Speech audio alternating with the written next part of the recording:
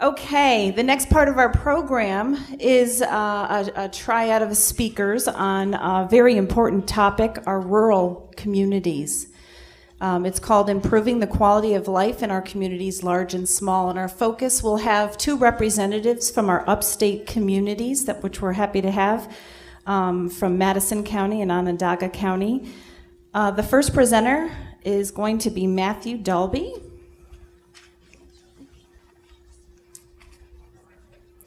And Matthew is the acting director of the Federal and State Division in EPA's Office of Sustainable Communities. The division works with federal agencies, including other parts of the EPA and state governments, to develop policies, guidelines, priorities, and technical assistance that support sustainable development. Dalby writes about and has spoken to a variety of audiences around the country on smart growth in rural areas, state policies that support better development patterns, school siting, and a range of other issues related to growth and development. He has also recently worked on the Federal Emergency Management Agency, FEMA, the regional Rebuild Iowa office, and 6 communities in Iowa incorporating smart growth approaches into long-term community recovery and resiliency. Prior to joining EPA in 2004, Dalby spent 5 years on faculty at Jackson State University in Jackson, Mississippi, where he taught in the Department of Urban and Regional Planning. He is the author of 1 book and several articles on planning, and has a bachelor's from the College of William and Mary, a master's from the University of Virginia, and a PhD from Columbia University. He lives with his family in Silver Spring, Maryland. Please welcome Matthew Dalby.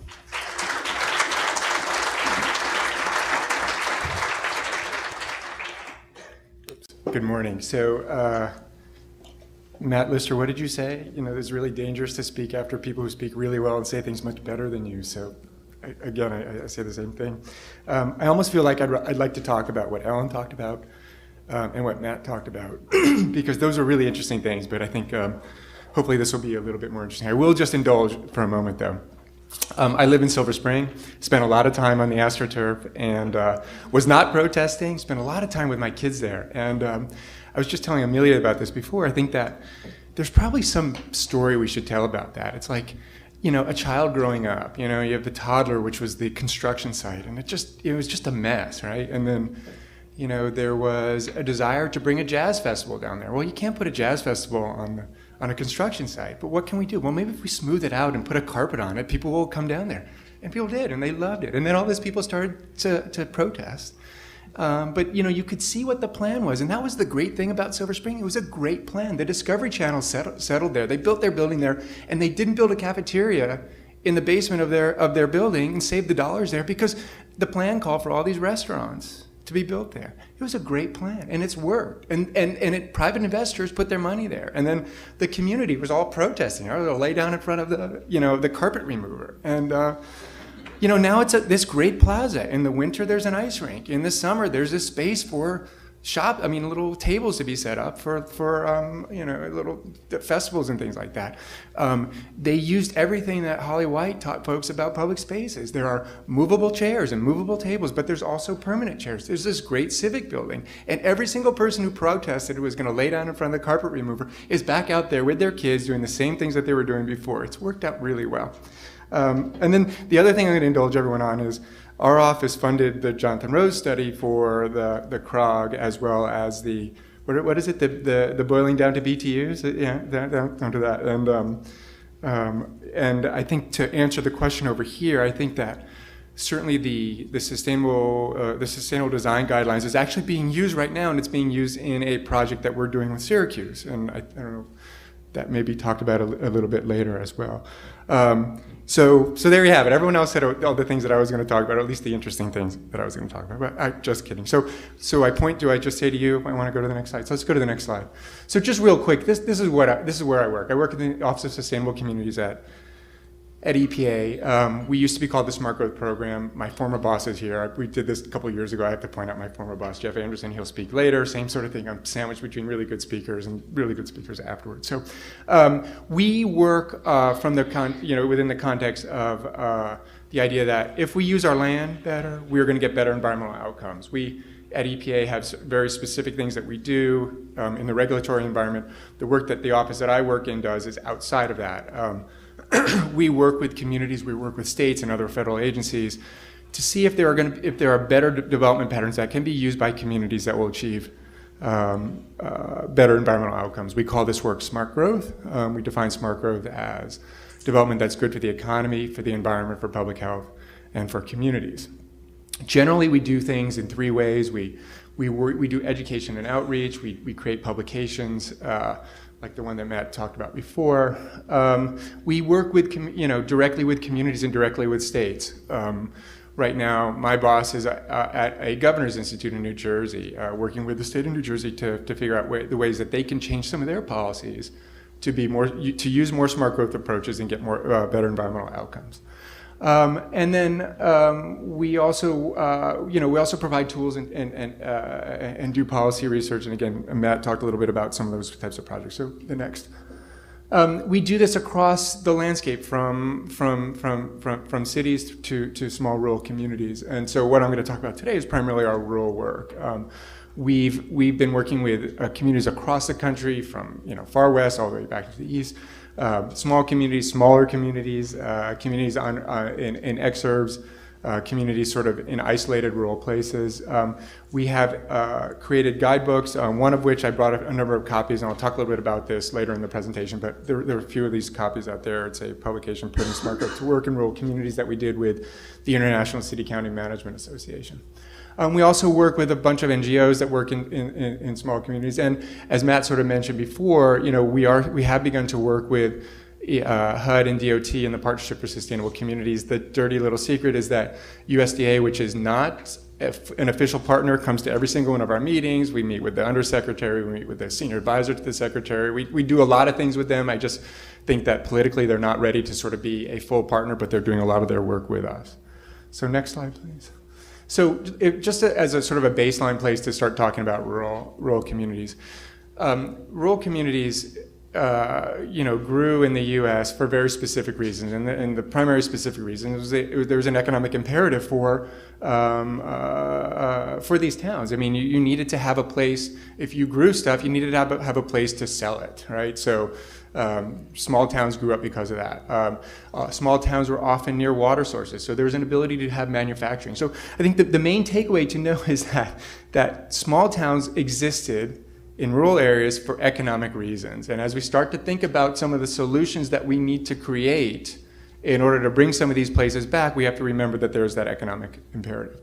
Now, many of these sort of communities varied by region. I'm a New Yorker. I grew up in Westchester County. I used to think that anything north of White Plains was upstate, and I've been, of course, disabused of that. But even in New York, there's a difference between sort of a farm community up in here. The farm community up here would be very different than, let's say, a Hudson River town, which sort of grew up because of the small manufacturing or the idea that it was a port. So next, please. There are many challenges facing rural communities. I got in very late last night and drove, I guess, down Route 11 for a little while, and then, maybe 13, and then 392, and you could sort of see even some of those towns that I went through even at 12 at midnight. There are challenges that are going on in many of the communities here, and I'm actually looking forward to learning a little bit more about them as I drive back up to Ithaca later today. But in general, we have less farms, fewer farmers. We're losing land. I mean, there's development is still occurring on apple orchards and farmland across the country, certainly across this region. Some communities are growing. Generally, rural communities that are growing are more likely to be adjacent to metropolitan areas. They are more likely to be exurbs and sort of being consumed. But then other rural communities are growing, ones that have figured out the economic reason for being, number one, or communities that are near high amenity areas like national parks and things. So in many of our rural communities, we have limited access to jobs. I mean, you could just take Dave's story that Matt told, and there are many sort of small towns that are, or small communities where people live where they need to commute to the larger areas for jobs. And many small communities have limited planning capacity, if any planning capacity at all, lack of economic opportunities, and certainly disinvestments in main streets and some of the areas right around the main streets. So next, please. So how would smart growth work in rural communities? I mean, I think the bottom line is many of the same characteristics that we've already talked about from Ellen's presentation and Matt's presentation apply in rural communities. Because if you think about it historically, maybe a small farming community didn't have the big, department store, or however you would characterize it 60 or 70 or 100 years ago, but they did have a dry goods store where the farmer would buy pants for their kids, right?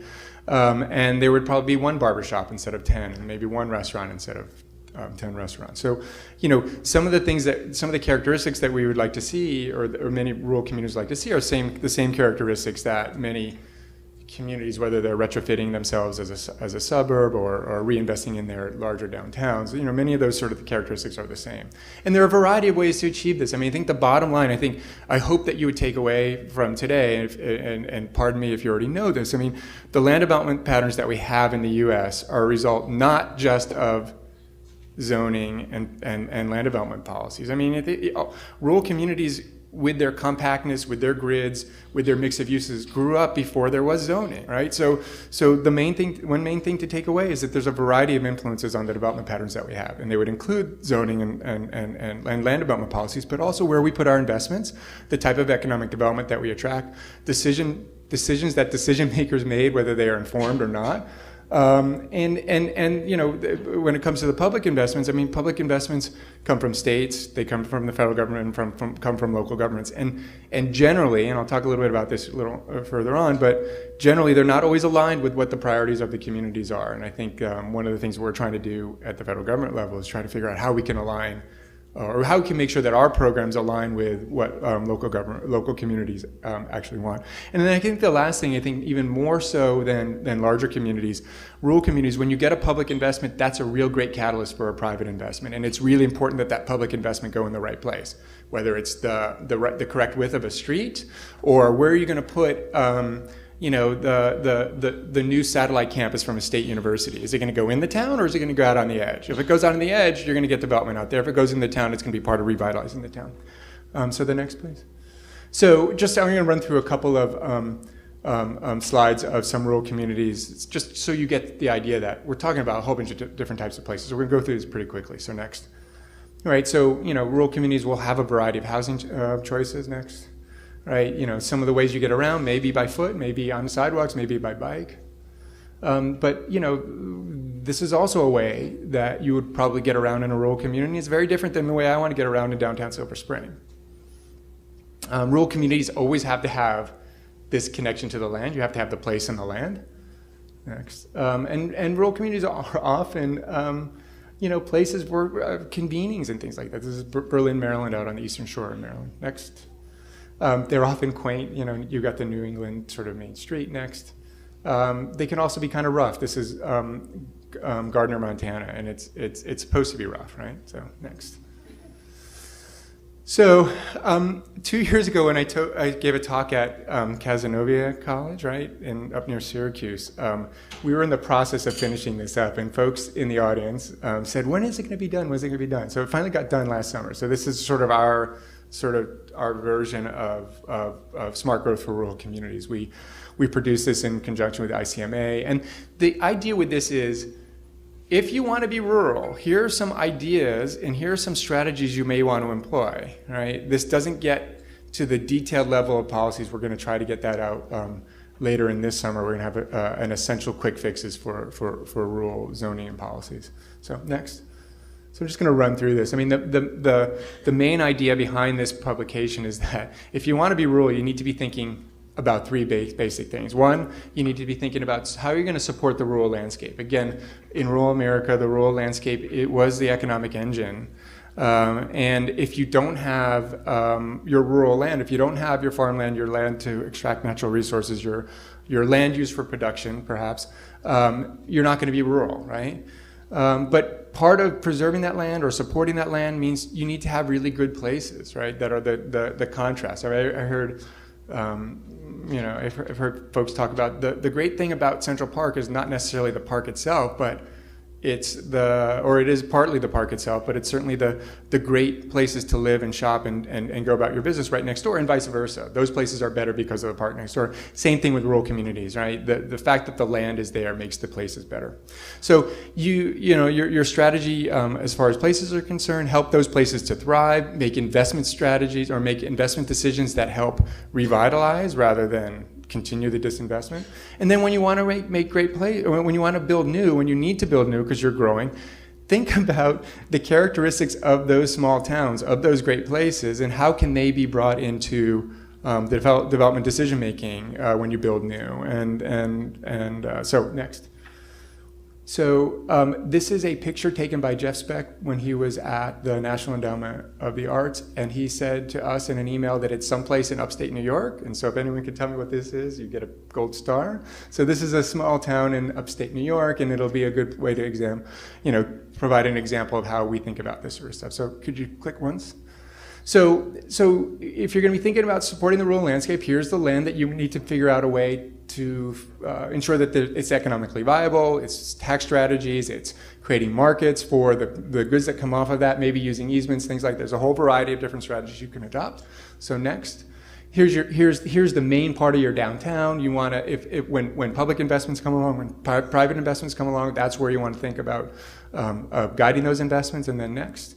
And if you want to start growing new, well, what about expanding the grid into some of these places so that you're still going to have, it's going to be a contiguous, it's going to be next to the existing place, but it's also going to be, allow for the support of the rural landscape to continue. So next. So I'm just going to run through quickly some of the strategies that would go for each of these three legs of the stool, as we would put it. So, if you want to support the rural landscape, I think you need to be thinking about, how can you create markets in good places for the things that are being produced out there? So next. In the document, you'll basically see that we have a set of strategies and a set of tools and policies that can be pursued. I think one of the things to remember is, so one of the broader strategies would be, if you can create markets for the agricultural products that are being grown in the land, you're not only being supportive of the farmers out there, but you can also begin to be supportive of the retail and the downtown in sort of the community adjacent to that. So, by creating a market for locally grown food, you're not only helping the farmers, but you're helping the town right next to it. So next. Some of the strategies. I think clearly one of the strategies that is attempting to be used and working in some places, would be using transfer development rights. And in Montgomery County, where I live, part of the reason downtown Silver Spring has become the pretty good place that it is because there was an ability to transfer development rights out of some of the ag areas. Oh, geez, 5 minutes. Okay. So downtown Silver Spring, the green is just at the end of this sort of road down there. Okay, let's go next. Okay, so help existing places to thrive. The basic strategy is fix it first, get your investments into the downtown. So next. And then there's a variety of ways to do this. The Main Street approach is probably one of the better ways to do this. But again, if you're a small town, start thinking about where the public investments are going, and then start to see if you can steer them into the downtown. That's the best way to go. So next. We did some work in Victor, Idaho. Sorry to go across the country. On the left is a before slide. This is what happens when your main street is a state highway. People to get across the street would have to raise their flags and stop the traffic and move across. So the first thing they did was restripe the road so that you have a turning lane in the middle, but back in parallel parking. And then the scenario down there shows how development can be pulled right up to the street. You put a little median in the middle, and there's an evolution of a street that was very dangerous and not conducive to economic development, and now is. Next. Create great new places. Basically, I think the main thing to take away is align your zoning with your policies, and reward developers for doing the right thing. So next. You can see from the publication we sort of lay out the strategies and the tools and policies. And next. Vienna, Maryland, Eastern Shore, within sort of the commuter almost shed of Washington, D.C., was going through some serious growth pressure. The mayor in the early part of the previous decade sort of said, you know what, we need to figure out a way to grow that doesn't just continue to eat up farmland and turn our place from a sort of a small Chesapeake type town into something new, or into something very different. So they went through this visioning process, which allowed for the idea of certain growth areas to be carved out of some of the farmland around and easements put on there in a deal with the developer. Next. I think what I'm going to do is end up with just a couple quick slides about the Partnership for Sustainable Communities. It's something that started, as Matt said, in about 2 years ago, June of 2009. Right from the beginning, each of the two secretaries and the administrator of the EPA basically said, "Oh, this work is going to apply to urban, suburban, and rural communities." And as hard as we tried with our three agencies, we recognized we couldn't do this without USDA. So next. The leaders of these three agencies sort of said, you know what, we're going to have 6 livability principles, which is going to guide our work, our culture, our funding programs. And what we've done over the last year is we brought USDA into the fold and said, all right, you guys, your mission is to support economic development and increase quality of life in rural communities. You know, we've got these livability principles. Let's see if we can modify them or write about them, talk about them in a way that relates to rural communities. So in many rural communities, as was brought up before, you know, rail transit is not part of the options, but there are many other transportation options that should be considered, and that's sort of how we're beginning to modify these to talk about the specific issues that relate to rural communities. Next. Just a quick map of where the funding programs or the programs that all three agencies are working. I mean, you don't even have to know where all the cities are, but you see from this map, there's a lot of rural communities that are being worked in. USDA has a Great Regions program as well as an economic development grant program. Those programs are going to begin to be brought into this map. So next. Just a quick description of what the grants are. Next. Here, I'll end with this. I mean, I think the bottom line is, I think that if you're a rural community, first off, you got to assess your current conditions, and that means thinking about what the economic imperative for your existence is. I mean, that's a tough thing to say, but the reality is, rural communities exist where they are because of economic reasons, and if you can't figure out an economic reason to exist, it's going to be hard, right? And so there are a variety of things to think about. Can you attract new industry? Can you build your own industry? What are your natural resource assets? What are your human assets? What are some of the plans for growth in the region? And is there a way to attract some of that? And I think, as Ellen talked about, eds and meds are driving the economy across the country, right? I mean, the cities the cities generally that had the highest level of unemployment during the recession were cities and communities without colleges and universities, and you could say the inverse is true. So, if a university needs to grow, can it grow in a small town? Can you create a satellite campus? Can you take advantage of the investments that are already made in the infrastructure there? Engage in a collaborative visioning process. I think it's pretty easy to argue that rural communities have some of the most tight-knit community type fabric. And if there's a place where visioning processes can work, it really is in rural America. And then, once you've got the vision, and develop policies and strategies and make decisions based on that vision. And I think right now, just because we've talked a little bit about Silver Spring, I think, that's clearly a place. It's not a rural place, but look, the community got together, said, we have a vision for what we want our downtown to be. They wrote a plan, and they're sticking with it, even if people are lying in front of the carpet remover. So I think I'm going to stop there. Am I out of time? So I have a couple of examples after this, but I think if we get involved in sort of the back and forth, I can talk a little bit about examples. So thank you very much.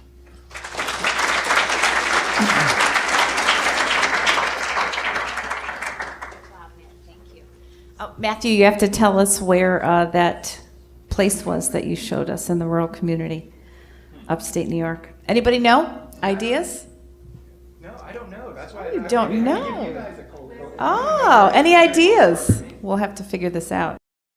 Another example in upstate New York of a rural community well, not so rural, but almost there, somewhat. Megan Costa, she will be presenting for Onondaga County. She is an administrator for special projects with the Syracuse Onondaga County Planning Agency, managing the Planning Services Division of the agency.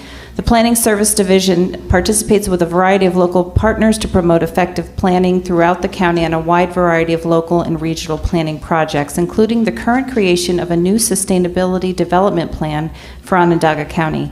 Megan sits on a number of local councils and committees committed to planning, sustainability, and community development. She is a native of the city of Syracuse and holds a master's in city and regional planning from Clemson University. Megan Costa.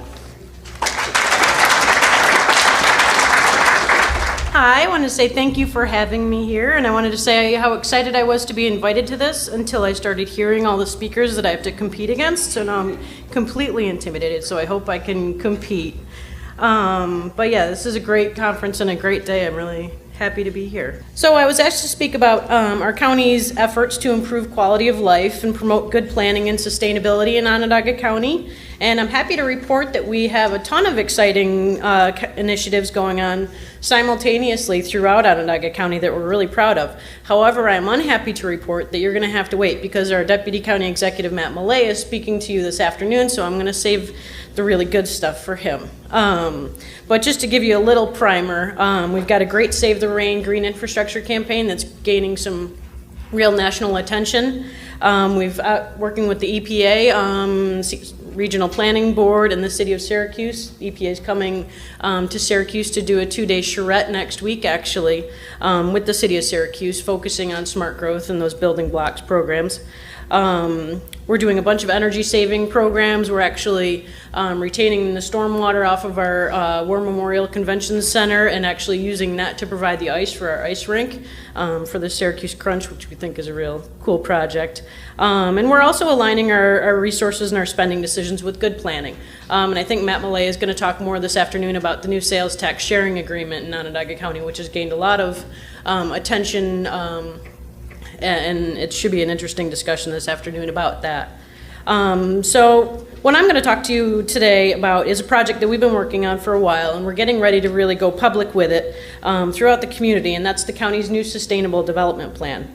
This plan is being created for the reasons you've been hearing this morning, but basically it's because our settlement patterns and the way we build our communities and places, the way we conduct land use planning is so closely related to many of the decisions that we make in our governments, both large and small, and is so important to achieving our region's goals, not just for the environment, but also for equality, efficiency, progress, and prosperity.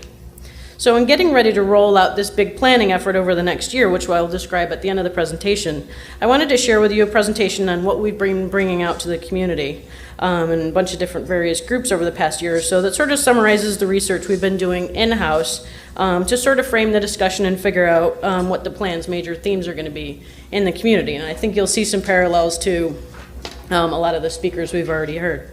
So here's a quick snapshot from a county planner's perspective in upstate New York on some of the research we've been doing on development trends and decisions in Onondaga County. And while I'm not really intimately familiar with the greater Binghamton region, I think you'll see a lot of parallels with this region as well. So first and foremost, we've seen a significant continued increase in the number of housing units in the suburban and rural towns in Onondaga County. The map here shows major new subdivisions, which are 5 or more lots being built at a time, marked in red. And then the purple are actually just individual units being built. And this covers about a 10-year period. And as you can see, the development's not just occurring at the edge of our urban fringe, it's really occurring all over the county. Since 2000, almost 7,000 new residential parcels have been created, including 147 major subdivisions covering 2,600 acres. And that was just the red dots. We're also averaging about 160 new rural units outside of the sewer infrastructure each year. And not only are we building more homes and businesses, but everything's also getting bigger. Bigger lots, bigger homes, bigger buildings, bigger roads, bigger parking lots. They're all increasing in size, demanding more land area per unit that's being built. The average size of homes is up for about 40% in the last 20 years, despite decreasing family and decreasing household sizes and the aging baby boomer population. The average lot size for homes being built inside the sanitary district, which is lots that are served by sewers is almost an acre in size. And the number of rural acres consumed per new housing unit is about 3 times the average for metro areas across the country. We're also seeing new infrastructure to serve these new developments. To our regional water infrastructure between 2001 and 2008, in Onondaga County alone, our major regional water service provider added and acquired 144 miles of new water main, over 1,000 new fire hydrants, 3 new storage facilities, and 2 pumping stations. In that same time, the average cost to customers increased about 95%. The amount of water being delivered by Aqua has decreased by 15%, and the population being served has remained static while the service area has grown. Similarly, the sewer infrastructure within our county is also seeing growth. In 2007 alone, over 57,000 feet of new sewer pipe was installed to serve new development.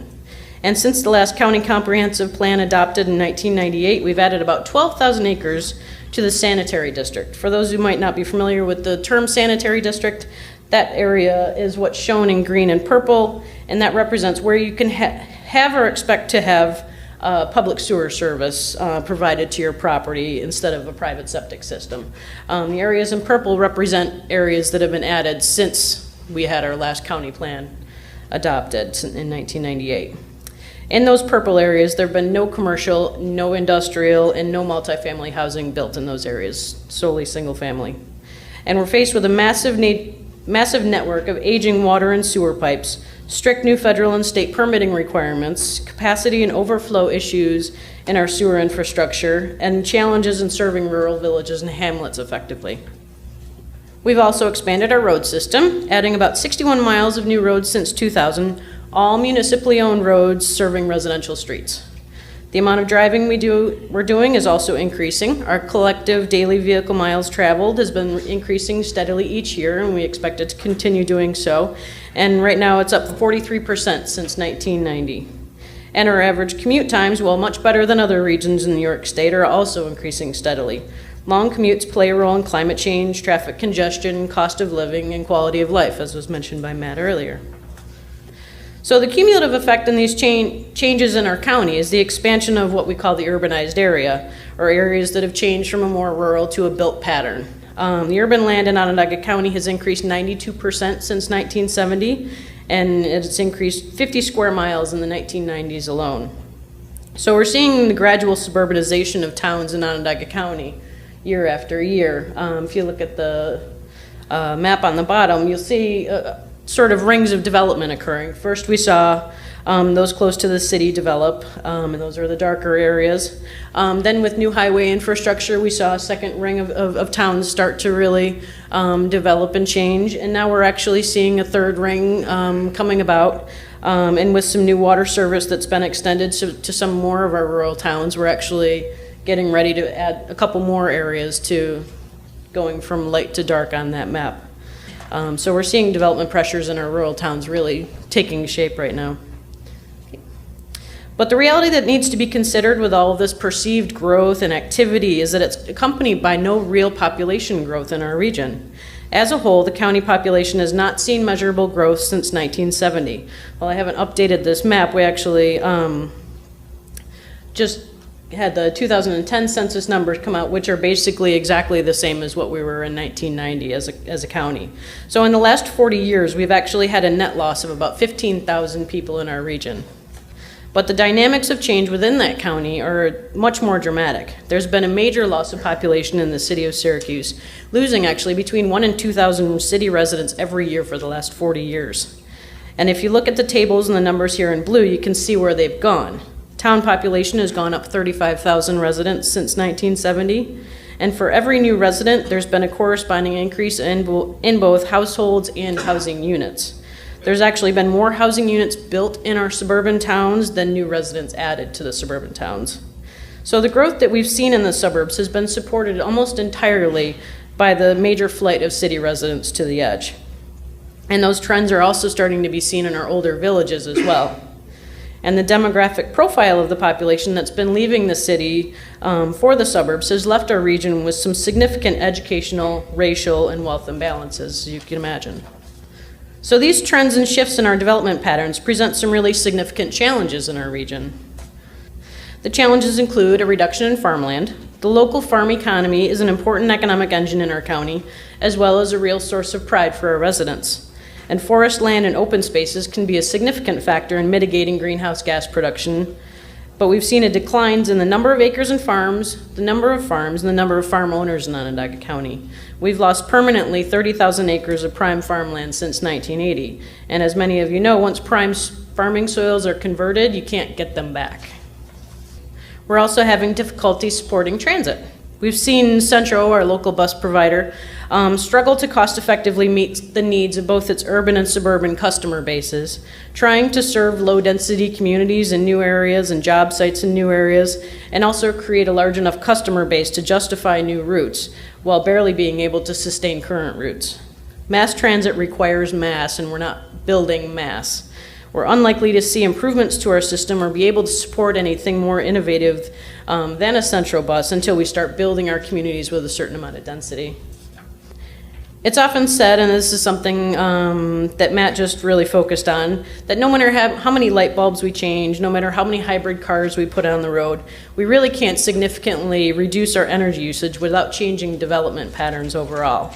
We can make buildings as efficient as we need them to be, but if we still have to drive 20 miles to get from here to there, we're sort of missing the larger point. Private vehicles make up over half of our household emissions, and in large part due to the decisions on where and how we live. It's been shown we have a much larger per capita carbon footprint here than in many metro areas across the country. And we're currently locally at the brink of exceeding federal limits for carbon monoxide and ozone emissions in Onondaga County. With the spread of the population, especially families, comes a challenge in the demand for public services in new locations. New and expanding schools, school buses, recreational facilities, fire and police protection, libraries, intersection improvements, streetlights, snow plowing, the list goes on. And at the same time, we have those areas that already exist. So we're seeing empty houses, abandoned commercial centers, underutilized infrastructure, and the closing of public facilities. With no real population growth, every new housing unit in the towns or new store at the edge is roughly equal to a newly vacant house or building somewhere else in our metro area. And as I mentioned already, we're seeing concentrations of poverty in our older communities. While there's many factors that go into the discussions on poverty, we can't forget that our local decision-making and development patterns have had a really significant impact on some of our social and cultural inequalities. While the most dramatic act may have been some of the former mortgage redlining in city neighborhoods, other local conditions and decisions continue to influence housing opportunity, including large lot and exclusionary zoning, federal housing and highway program funding policies, lending practices, and access to transit. Over half of the city's housing stock is renter-occupied, while less than 10% of what's being built outside of the city is intended as rental or even affordable single-family housing. And this concentration of poverty has had impacts on the perceived quality of school districts, which obviously affects housing choice for many. And these social inequalities and concentrations of poverty have real impacts on our regional economic competitiveness as well. Quality of place and an educated workforce are the most critical characteristics of places in the United States that are competing well in today's knowledge-based economy. Our workforce is aging, we're not gaining new workers from the outside, so the success of our existing human capital is that much more important to our economic well-being. And in order to bring in new workers and new businesses and industry, we've been told repeatedly that we need to offer quality of place with a vibrant city core, attractive neighborhoods, and access to nature. So place matters. And a particular challenge to local governments, including Onondaga County government, is the spread of our tax dollars over a larger urbanized area. Thousands of new houses and hydrants, hundreds of miles of new water and sewer pipes, dozens of miles of new residential streets on top of what we already have, with no new collective wealth to pay for that. We found that development that exclusively focuses on residential growth in suburban locations rarely actually offsets the new local service demands that it creates. And infrastructure and public services serving low-density developments and communities drives higher per unit costs to provide those services. Yet the way we distribute our resources and control land uses creates competition for new businesses and new residents without effective assessment of net benefit or effect on the whole region as a whole. We're experiencing sprawl without growth, which is very expensive and very unsustainable. Not environmentally sustainable, economically sustainable, or socially sustainable. But along with these challenges and all these depressing statistics, we're also seeing some new opportunities as well. We're seeing changing attitudes and practices around all of us as citizens, businesses, and governments, as people really start to rethink the way we live and how each of us contributes to a sustainable future.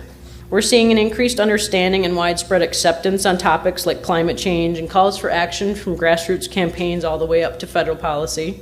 With rising gas and energy prices and our reliance on foreign oil, we're seeing pressures that are really forcing us to look for alternative ways to sustain our way of life and make systemic changes in our way of life. And we're looking into alternative fuels and energy sources. We're looking at taking the bus and ways we could drive less. We're seeing an obesity epidemic in our country. 59.5% of adults in Onondaga County are considered overweight or obese. And we're seeing study after study linking walkable neighborhoods to more healthy living choices and less sedentary lifestyles than those in auto-dependent communities. We're seeing real progress nationally and locally towards revitalization of our waterways and our open spaces, including through new techniques such as green infrastructure. We're seeing community discussions on the importance of regional thinking and regional planning and intermunicipal planning, and about government modernization techniques to achieve increased efficiency in government spending and reduce competition amongst neighbors. And together, the City, County, and Regional Economic Development Organization in Syracuse, Center State CEO, has identified the revitalization of our infrastructure, curbing urban sprawl, and progressing urban initiatives as critical economic development priorities for Central New York. And we're seeing smart growth principles taking hold throughout our communities and being reinforced in different ways as the federal government pursues urban policy initiatives and creates critical relationships between HUD, DOT, EPA, and hopefully the USDA. A smart growth cabinet and recently adopted smart growth legislation at the state level, and we're also aligning our actions at the county level to be strong and active advocates for smart growth as well. So those are some of the trends, challenges, and opportunities that we've come up with and been sharing with the community.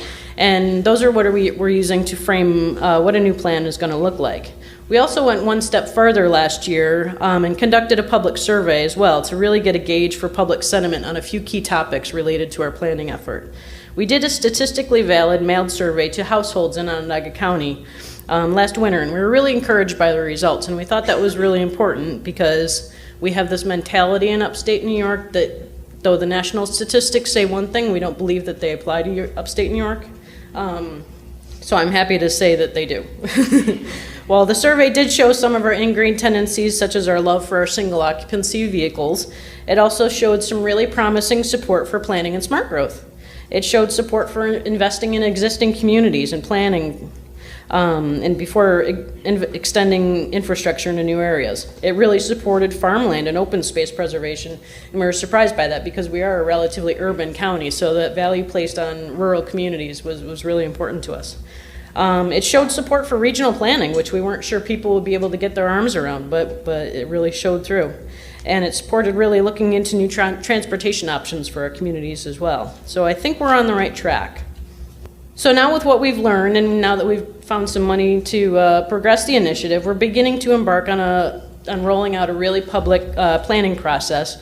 Right now it's called the County Sustainable Development Plan, but that doesn't exactly roll off your tongue. So we're looking to come up with something a little bit more creative and catchy. I like some of the ideas you came up with this morning. I might steal some of that. So we're in the midst of rebranding sort of the project and the initiative right now. We just hired a consultant team to help us and had our first kickoff meeting. So we really are in the thick of kicking this initiative off. So we're on an aggressive schedule to present some strategies and draft policies by the end of this year. To explain the project, we've broken it down into basically 4 main pieces. Understanding the trends, which is basically what I've been talking about now. Engaging county departments, municipalities, stakeholders, and citizens. Defining sustainable development and creating policies and projects to realize that vision. The first component which picks up on the presentation I gave to you, is really aimed at helping people understand the decisions we make and how they relate to other decisions we make and what the impacts on the community are. We really want people understand how decisions they make, large and small, impact the region. We also want to focus on a really significant shortfall of our last plan, which was engaging the community in this discussion and really having a public discussion about land use and regional planning and those impacts. So we're looking to use some scenario modeling tools, which are really big in planning circles right now. It's a very web-based tool, it's interactive, it helps people understand the impacts of making one decision versus another, it's very graphic. So we're excited to be doing that. We'll also be doing some visioning sessions and trying to get out into the community very directly and specifically to sort of stimulate discussion. So once we engage people and they decide on the future they want, they'll actually be deciding whether they would like to go down path A, B, or C as far as our land development patterns go. We're hoping they pick the sustainable path, and then we will proceed on with defining what that means to achieve that goal. What those policies, what those projects are, defining what that means to be sustainably, to do sustainable development activity, and really getting those actions and policies in place to do that. So that's as far as I can go with it today. Hopefully if I come back again next year, I can tell you what policies we actually came up with, because that's going to be the real bear. But we're thinking big and we're excited about it. So this is our website and our contact information. As I said, we're actually rebranding and we're about to launch the new website. So you can check it now, but check it back in about a month and it'll be a lot better. Thank you.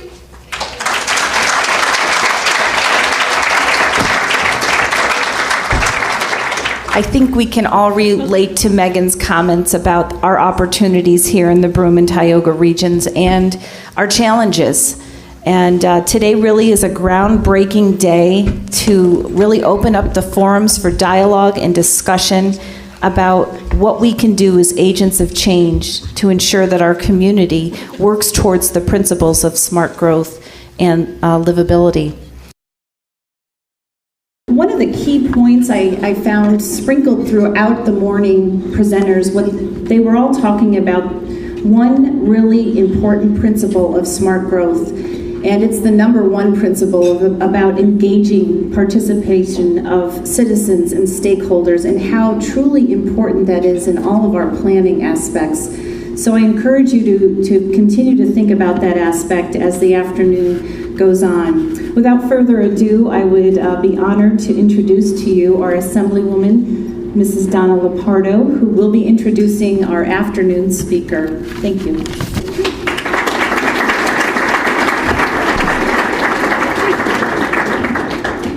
Thank you. It's so nice to be here. And it's so nice to be here with so many representatives from different constituencies across our community, people from different organizations and different age groups and different interests all coming together to have this very, very important conversation. Before I thank the Livable Communities Alliance for their efforts, I want to personally thank this hotel for their commitment to our community and to providing such a spectacular lunch. We should give them a big acknowledgement for that. I have suffered through so many bad chicken meals here.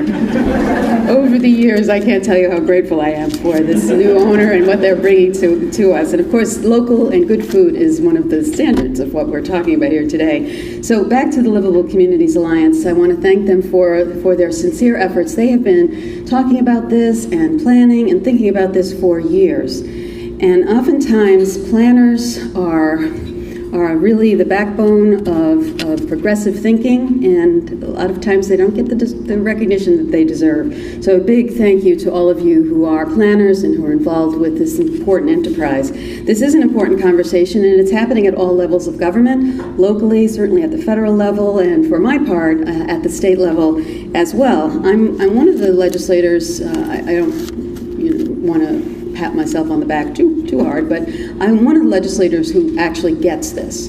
And the critical thing about what we're talking about here with smart growth is that you really need to be in this for the long haul.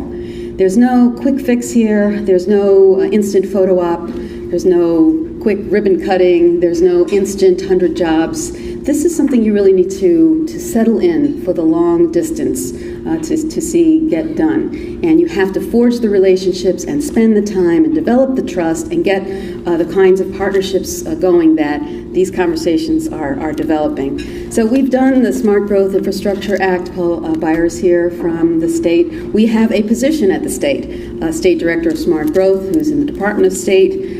We've done a bunch of important bills on green building construction, and I've got an effort underway about green schools, the on-bill financing, so many things that mean so much to all of you. We still have a long way to go on getting our historic tax credits through, and the land bank bill that I'm co-sponsoring, and many others that you care about. I would highly advise you to get on the website from our next speaker, smartgrowth.org. I have found the one document that is the State and Regional Policy Guide to be especially helpful in codifying my own thinking on this topic, and it helps us at the state level to use common language with all of you. And what we want to do is to foster that collaborative spirit and do smart investments rather than policies that wind up inhibiting growth instead of smart growth. And I like when they use the expression to develop a preservation vision for the state. And that's something that I have been highly sensitive to. And also to establish principles and a language that we can not only agree to, but communicate across the disciplines. Some of you may know that I was recently appointed chair of the Legislative Commission on Science and Technology, and I have been going all around the state talking about the fact that we have right here in our own community and many others all of the ingredients for an innovation-based economy. One of the premier research institutions, a talent pool, dedicated public servants across the board.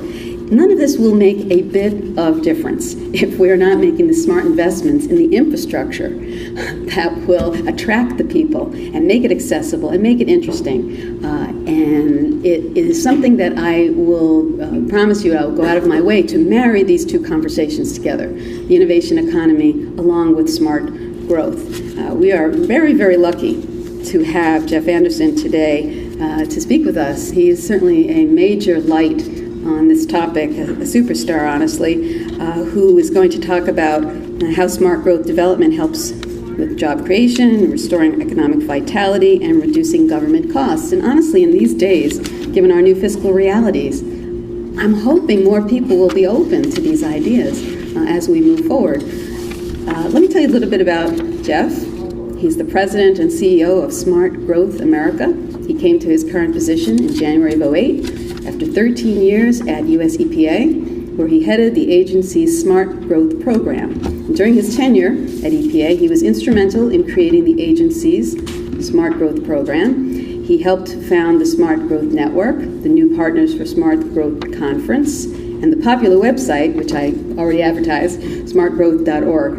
In addition, he provided seed funding for and helped to catalyze the creation of the National Vacant Properties Campaign, the lead for Neighborhood Development Certification Program, and the Governor's Institute for Community Design. He has authored numerous publications, which you can learn all about. I've told him I'm going to forego reading all of those. You all know who he is, and I'm sure you're anxious to hear him speak. I'd like to welcome Jeff Anderson.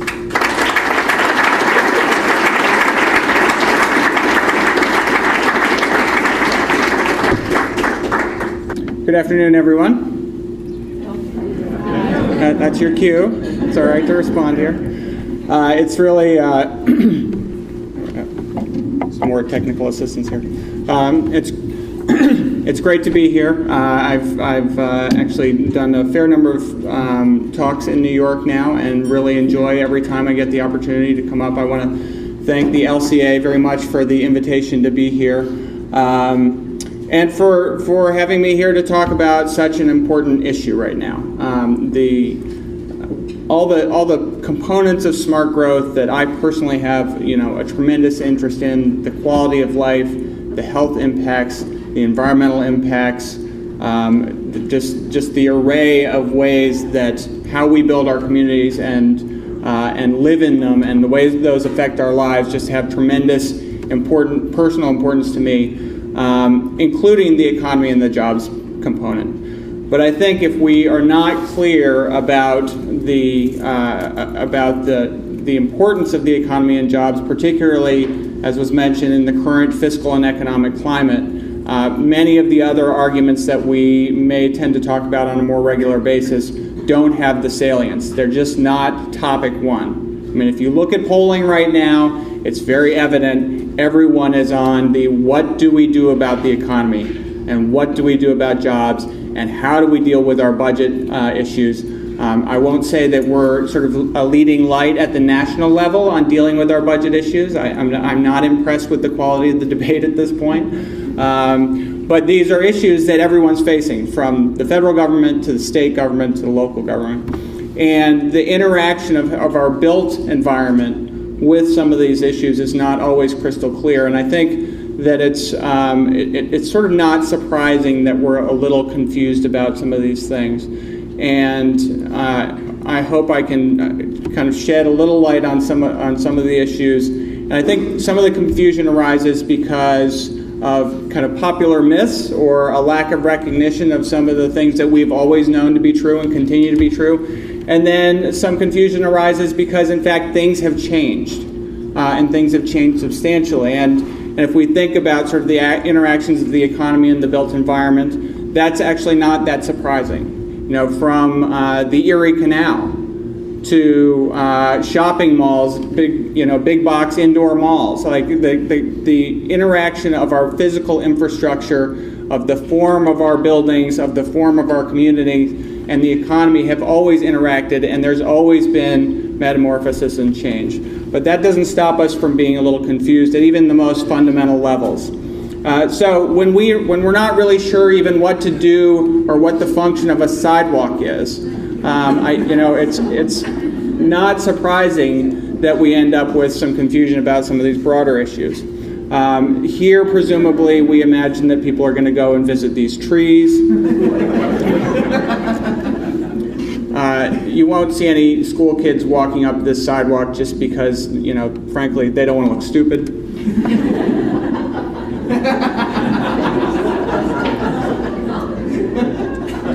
So, this is the situation we come in with, and so it's not surprising that there are sort of, a variety of ideas about some of the broader and more hidden interactions that are out there.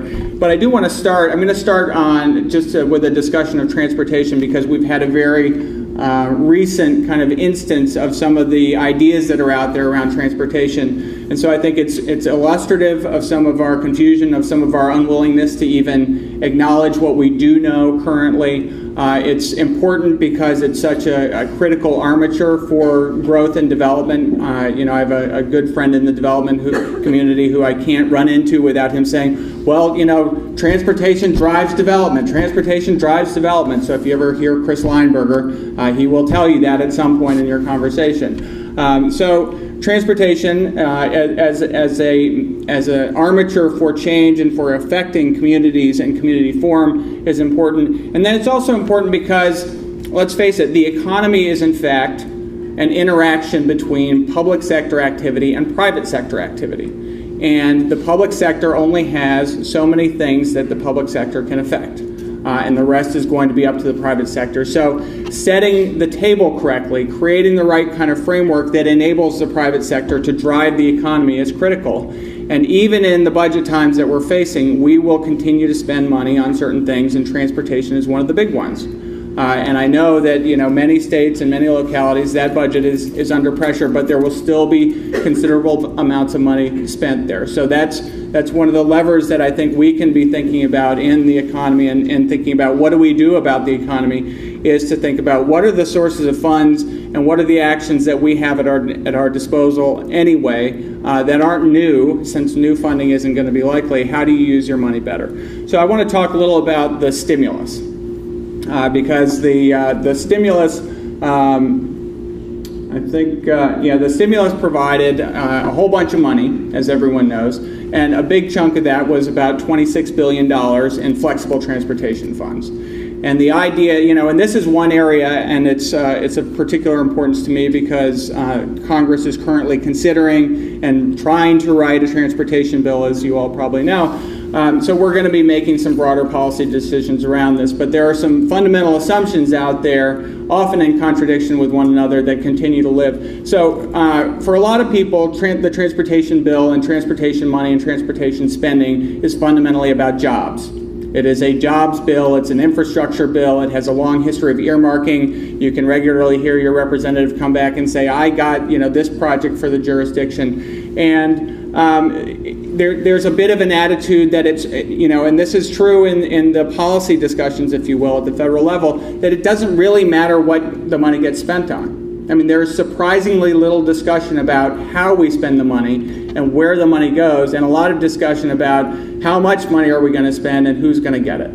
But in fact, it does matter a lot on how you spend the money, and we'll see that. The stimulus was interesting because we did know a couple things about this. So if your whole mantra for the stimulus was, I want jobs, I just need to spend a lot of money as fast as I can to kickstart the economy, and it'd be great, and I heard this, it would be great if we had a lot of time to really think and be strategic about where to put this money, but we are going off a cliff, folks, and we got to just inject money into the economy, so just spend it however you can. So what we knew going in was, from previous studies, we knew that transit actually tends to create more jobs than road building.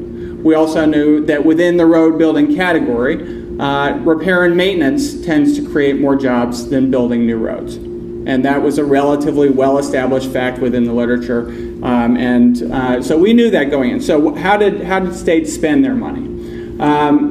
Well, this is it's an interesting thing because you see about 59% of the money was used for road preservation projects. You see about 33% of the money going to new road projects.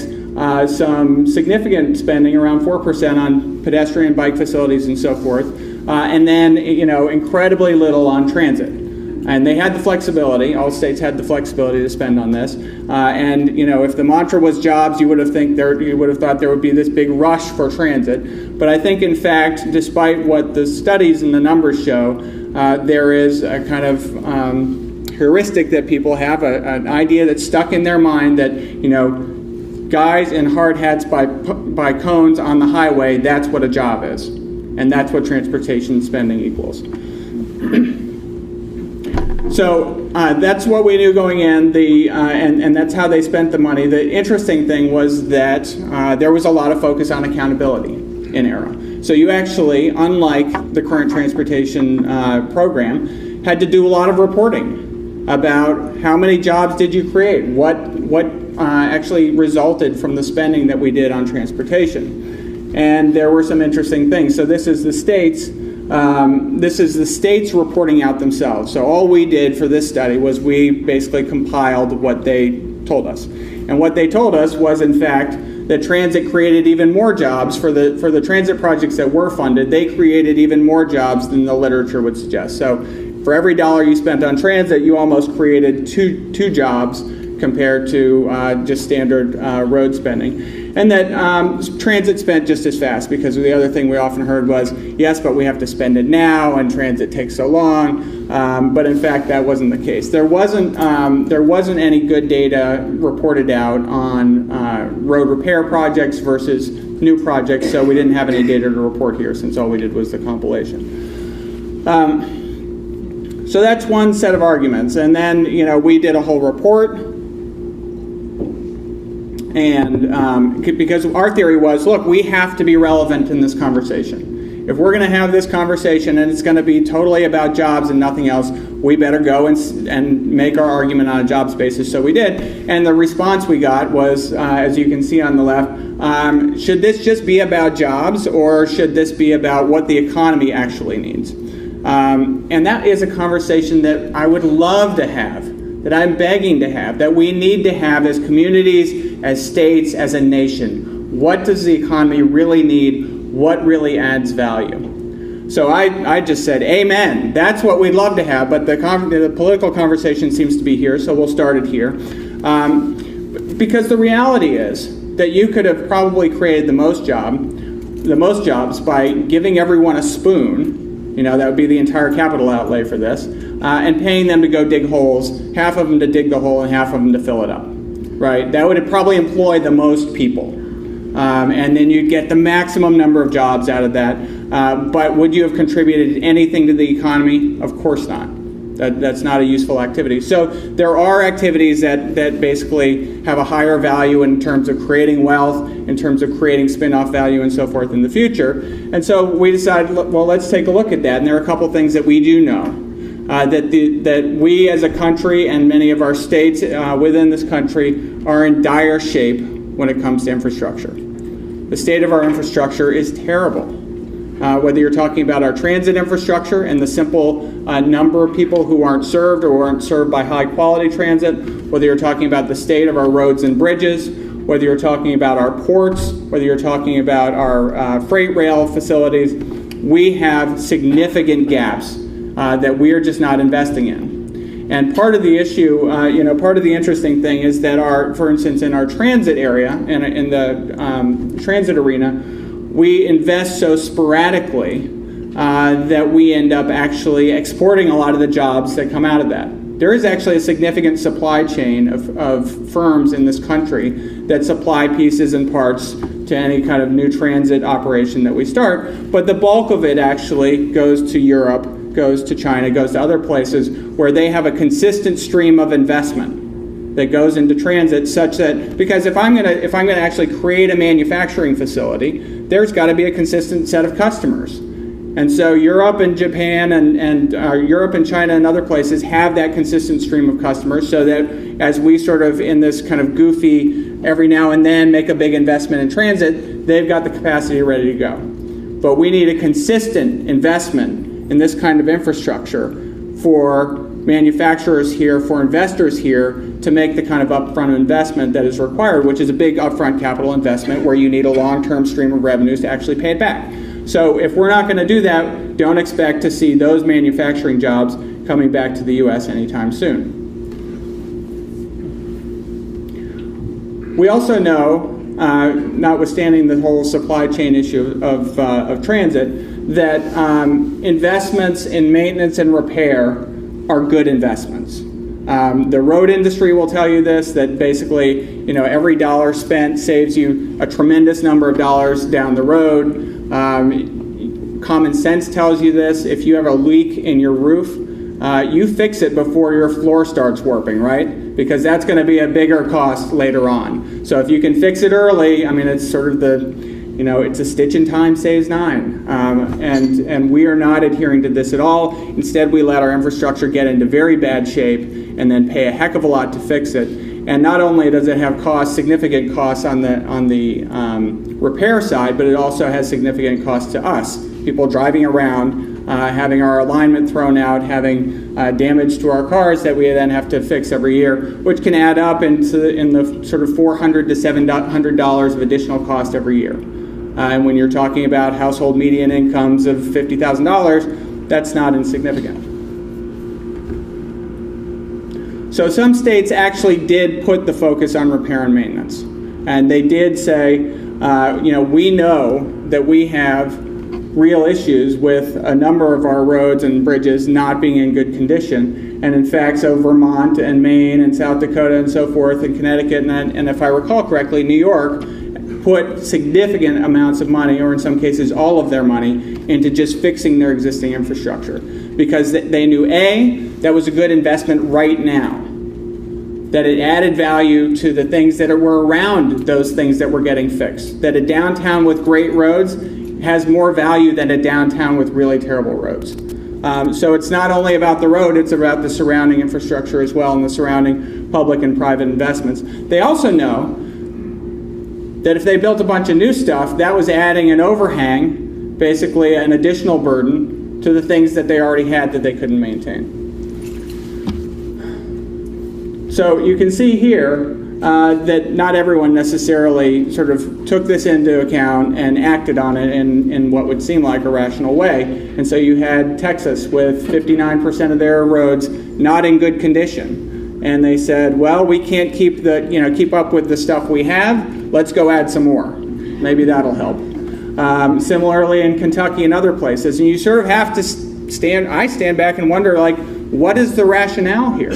And so maybe the rationale is that okay, we understand fixing it first and investing in rehab and repair would be a good investment, but maybe we've got some better investments even beyond that, and it's worth it to let these things go downhill.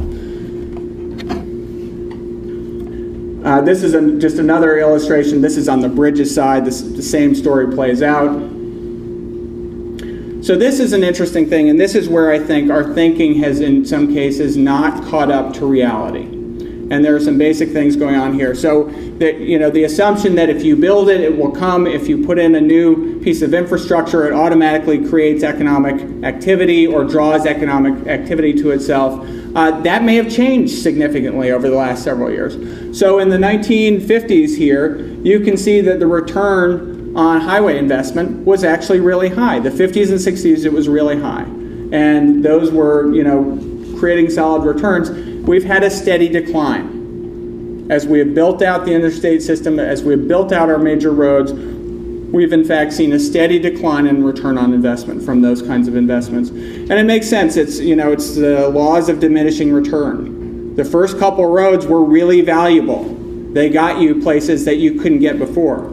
The 28th road that could get me sort of some third way to get to a place that I could have gotten already, but maybe in a little more roundabout way, not nearly as valuable as the first one. And similarly, when you're looking at a region-wide congestion issue, which I don't think is as much a problem here, but in a major metro area like Boston or Washington, D.C. or someplace, when you have a road system that's so built out that even if you add 10 miles of new road, which is really expensive, you're talking about adding 0.0001% to the system. It's hard to actually impact that system when you're adding such a small percentage. On the other hand, we have a very small transit system where a reasonable investment in the transit system might actually add, on a percentage basis, significant service and thus potentially provide you with larger returns. And we can see some of that. There are places that are starting to take a hard look and ask, what are we getting for the public expenditure? What are we getting for public infrastructure investments?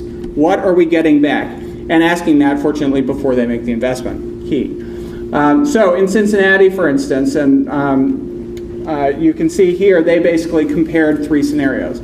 They said, let's look at new highway capacity, let's look at light rail region-wide, and let's look at bus improvements region-wide. And so they had a total cost here of about $522 million for a region-wide bus system, total cost of about $6 billion for the light rail region-wide, and about 1.2 for the highway capacity. The return on investment, pretty significantly different. Pretty significantly different going to the bus improvement. Now, there are a couple of things that are also interesting here. One is, do you even have $6 billion? If this, for the sake of argument, let's say this was an 80% rate of return. Well, if you don't have $6 billion, that's a rate of return of 0 because you can't do it. So, in fact, the really cheap option looks really good because maybe you are actually constrained and don't have a giant capital investment to make, and it actually provides a very high rate of return. Other places have done this as well, and this is, I apologize, it's confusing. I'll try to walk you through this, but it's an interesting study. This was done by McKinsey for Atlanta.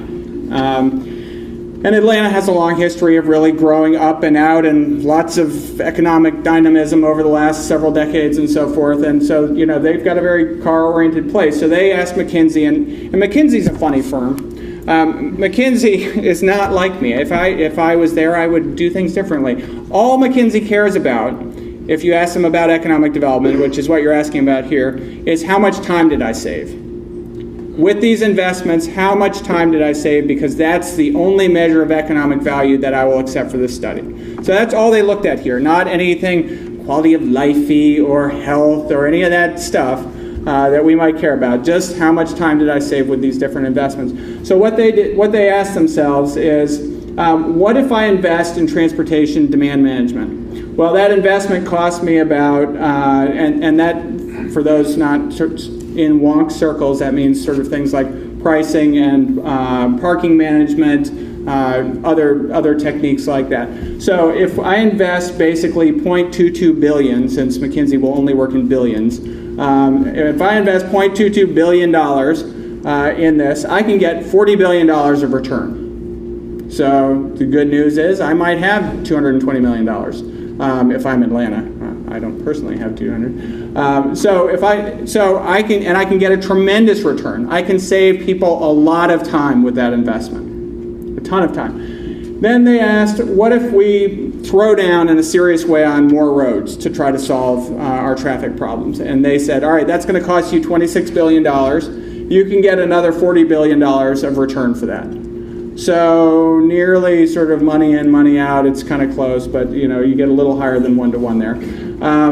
And then you had some folks who really thought that was not enough. They sort of were, I don't know, I guess they were really wed to the way Atlanta had done things in the past and were convinced they could absolutely build their way out of congestion. They thought, if we were really serious and we thought about sort of bizarre flyover ramps and tunnels under Atlanta and all kinds of really extreme measures on the roadside, we could build our way out of this. What would that cost and what would that get us? Turns out to do that, you'd have to spend another $17 billion and you could get a $10 billion return for that. So, it is possible to lose money. It's sort of the old adage of, how do you make $1 million? Start with 10. This is the plan if you really want to go extreme. And then they looked at smart growth options and basically said, well, since we only work in billions, we can't even find a number that's small enough to put on this chart. Coordinating land use and transportation, changing zoning, focusing development just doesn't cost enough for us to put anything other than 0 up here. And you can get $39 billion of return that way. So, it paints an interesting picture. If I'm kind of sitting there and picking off of this menu, some look like really great values to me. And some look like an amount of money that I might actually have, and others don't. And I don't think, and so it's sort of clear what one might do if one were in Atlanta. But the broader point here, I think, is that, absent this kind of evaluation, the default mode of operation there would have been the $26 billion for more roads. I mean, that's what they have been doing on and on. That's where they would have gone, and that's why they did the studies, because you needed some objective observer to really take a look at this, and without sort of a preconceived notion of how it turns out, and give you some different perspective. And we need to do that across transportation and a number of other areas. And we can see what some of the long-term outcomes are. This is kind of an interesting, and my apologies to Cleveland, somewhat depressing set of statistics. That's Cleveland in 1948, and you can punch through this animation here. Cleveland in 2002, so the population in 1950, going off the census there, was about 1.3 million, and the population in 2002 was about 1.3 million. So basically, same number of people over that 50-year period, and just spread out tremendously. So absolutely same number of people, very concentrated in 1948, very spread out in 2002. I didn't have data from TTI that exactly matched these years, but I took what I could in terms of their performance on transportation. And you can see that in 1982, as this sort of pattern was playing out, as this trend was playing out of just spreading people further and further around the region, that they had a peak congestion of about 10% of their driving occurred in peak congestion in 1982. In 2007, 28% occurred. So congestion got a lot worse. A lot more people were driving around in congested conditions. In terms of percent of lane miles that had congestion, you again started with 10% and it went up to 23%. And then they managed to also increase the length of the rush hour from 3 hours a day to 5 hours a day. So from a transportation perspective, if all I care about is transportation, if I care about nothing else, this is clearly worse. The lane miles, we went from 2,400 major roads, 2,400 miles of major roads to about 4,400. So that cost a lot of money. That was a big transportation investment over a long period of time, creating a lot of jobs with an outcome that, at least if all you care about is transportation, was not so hot. and not so good. The other thing is that we're going to get into this in a second, but I want to sort of point this out that now we're just going to sort of dial back in time. Woo! So people throughout history have gathered together for community, but also for commerce. Commerce really doesn't happen unless people connect in some way. The basis for commerce is trade between people. There's the competition component, but a lot of that competition also, the end result is cooperation between two parties. I trade you something because whatever you're going to give me is more valuable than the thing I have, and vice versa. So people have to come together, whether it's now electronically or in person. People have always come together to affect trade. And that sort of mixing is where capital can be formed and agglomerated, brought together in large chunks to be able to do things that were bigger, to create concert halls, to create roads and infrastructure than anyone could do by themselves. It's the mixing bowl where ideas are generated, where creativity, different disciplines hit one another, and new things arise as a result. And what we've done here is we have spread that out. And just you can sort of condense this into the idea of even a regional labor pool, for instance. This regional labor pool on the right here is far less accessible. The ability to match talent to jobs on the east side of Cleveland to the west side of Cleveland is highly reduced. So your ability to match labor, to match talent with need, your ability to mix ideas, your ability to have creativity and capital come together in the same place is minimized here. And there are actually some, and these are hard things to quantify. I mean, this is all sort of in some ways ineffable, like what is economic development really? But there are ways of measuring it. This is a graph that isn't intended to actually be read. It's simply a graph of clustering versus patent creation. So after a certain amount of clustering, you see a rapid increase in the number of patents that are granted. There are studies on productivity and clustering that show improvements in productivity by virtue of simply people being closer together. So taking advantage of that has always been part of what's created commerce.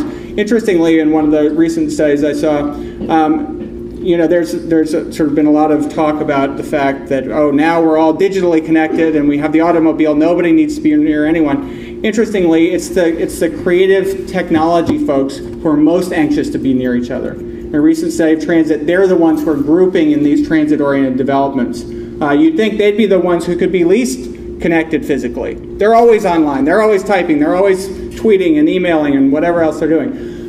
But in fact, they want to be close. They want that mix and milieu.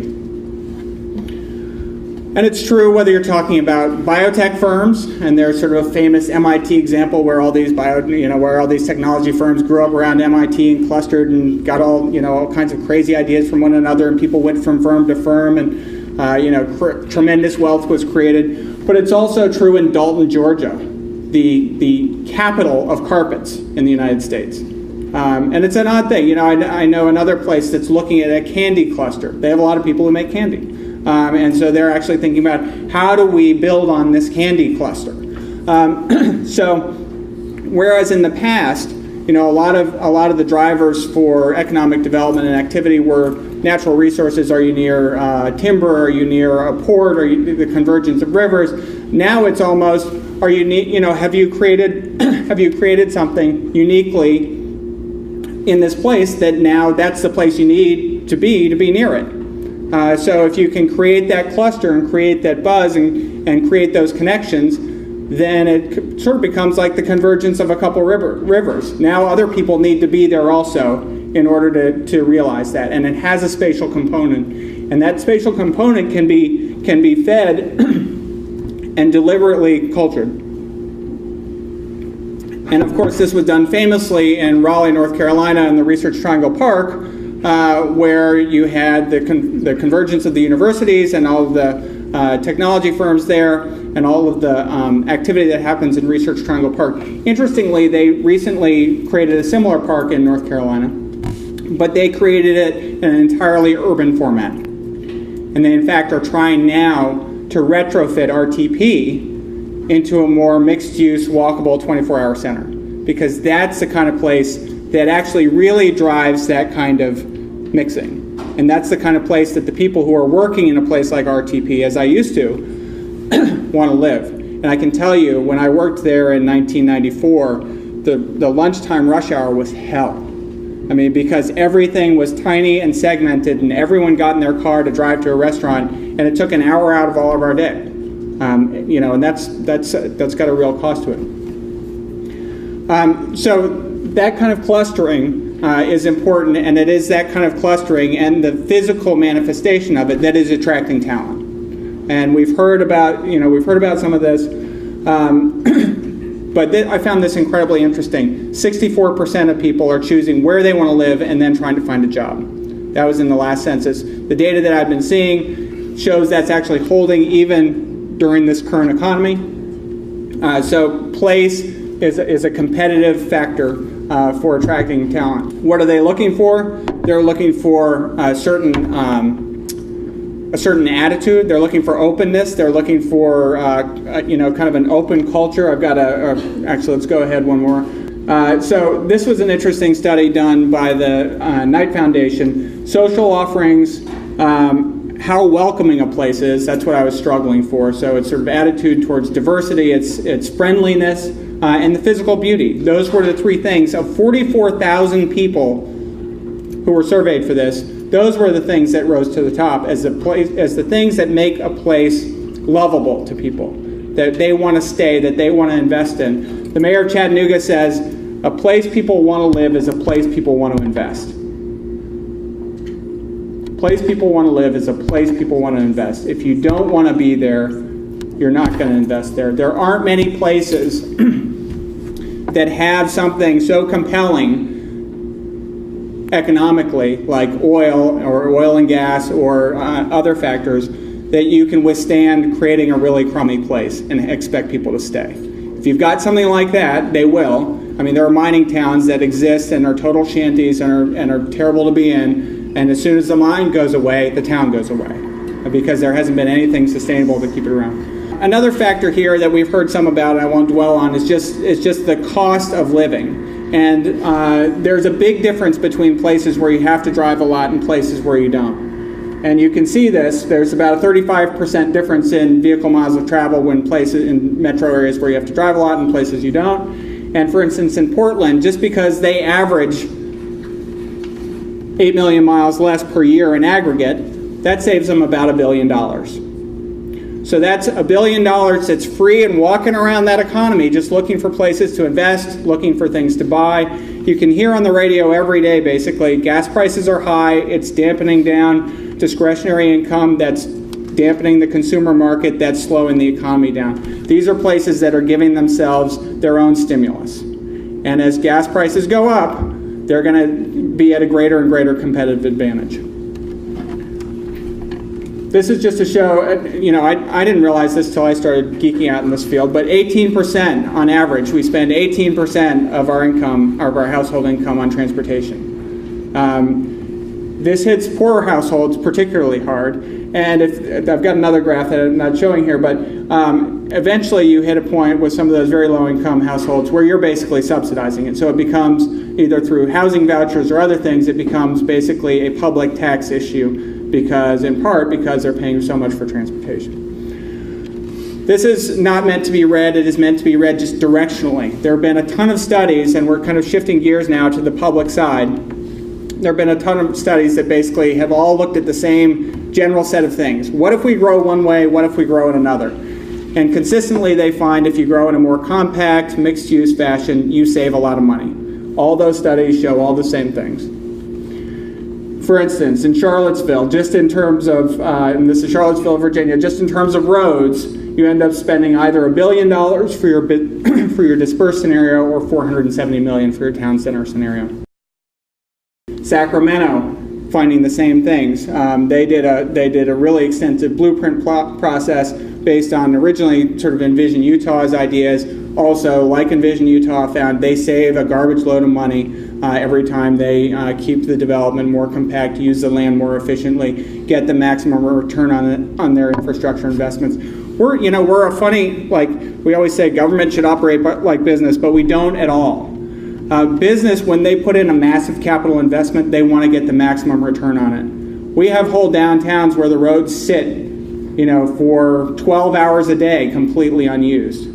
24/7 places make consistent use not only of the public infrastructure but of the private sector investments. You have places that are trying to get by on just a lunch trade, while you've got some other place out in the suburbs trying to get by on a dinner trade.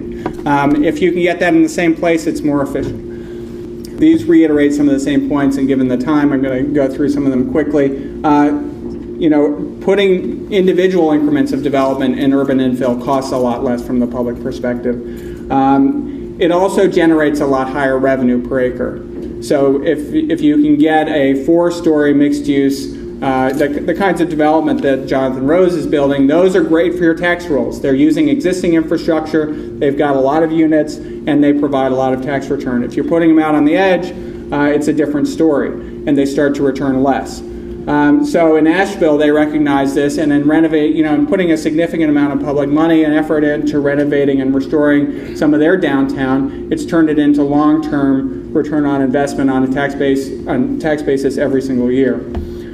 Dispersed development consistently finds what we found in big picture, and that is that you pay $1.65 for every dollar you're getting back in Colorado. In Loudoun County, Virginia, you can read this yourself, but there was a Republican county councilman who used to say, every time we approve a new subdivision, we're approving a tax increase. Every time we're approving a new tax increase.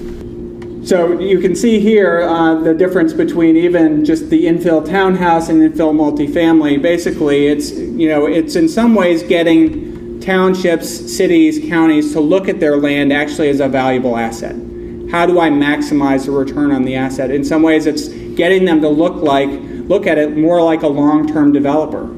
I'm in it for the long haul. I'm the long-term landowner here trying to get a rate of return over time, a consistent rate of return over time. If you ask the ULI and their emerging trends in real estate, they show the same thing every time. And I've got a slide on this later, but it basically is people investing for the long term who don't want to just build and flip and get out, but who want a consistent stream of revenue that rises over time. They invest in smart growth communities. These are the kinds of outcomes that are making localities really stand up and pay attention. This is Arlington County, just outside of Washington, D.C. The county actually is mostly low density. This is basically this corridor here where they oriented a lot of development around our major metro system infrastructure investment here. That's about 7% of the county's land area. So they've got a ton of stuff that looks a lot more standard and usual, but it accounts for about 35% of their revenues. So this is their cash cow, and everyone else is just sitting pretty with very low tax with very low tax rates and very high tax revenues, enjoying the benefits that this provides. They're also, of course, enjoying the proximity and convenience that they have, even if they're not living right inside it, because you can't support that kind of retail, you can't support that kind of culture, and you can't support those kinds of services if you don't have that kind of compactness. They have that provides that, and then a lot of people get to live just outside and enjoy it being nearby. I'm going to just close very quickly with a kind of reiteration of some of the earlier points, but maybe with the development market is changing. And we need to understand this because it's an important sector of the economy. Again, I'll quote Chris Lineberger. He likes to say, we've led the last 2 recessions. The development industry has led two of the last 3 recessions. So in the early 90s, it was real estate. Early 2000s, it was the tech bubble. Now again, it's real estate. If we get this wrong, it's a big problem because we can actually reduce the value of existing stocks and continue to drive ourselves into a hole. You get it right, you actually can create value out of thin air. And just to show what I mean by that, if you infill here, and we know that housing in proximity to retail has some extra value, if you infill retail here, you're not only creating the value of the retail, you're adding value to everything around that, which is a way to bring up the entire tax base. If you put this out by itself, it leverages nothing. It leverages nothing if it's by itself, but if you put it in a way where it can actually provide additional revenues and create some spin-off effects on others, then you can get additional value out of it. The market is changing.